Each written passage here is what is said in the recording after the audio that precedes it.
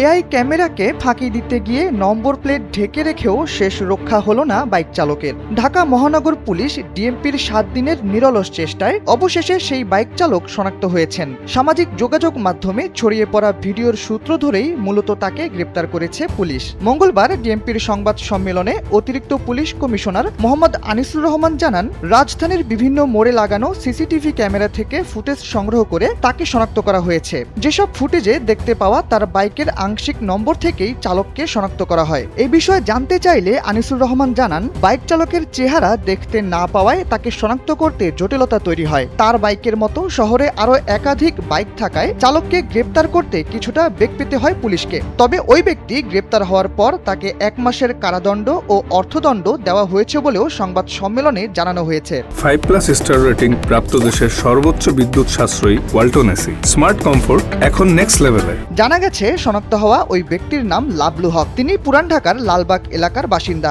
ঢাকায় ট্রাফিকের শৃঙ্খলা ফিরিয়ে আনতে এআই প্রযুক্তি ক্যামেরা লাগানোর পর এই চালককে বাইকের নম্বর প্লেট ঢেকে বাইক চালাতে দেখা যায়। পুলিশ জানায়, এই ঘটনার পর রাজধানীর ৭ রাস্তার প্রেস সংলগ্ন এলাকা থেকে তোলা ছবিতেই তিনি চূড়ান্তভাবে শনাক্ত হন। এরপর আটককৃত প্রায় ৭০ থেকে ৮০টি মোটরসাইকেলের মধ্য থেকে নিয়ম ভঙ্গ করা মোটরসাইকেল ও তার চালককে আটক করা হয়।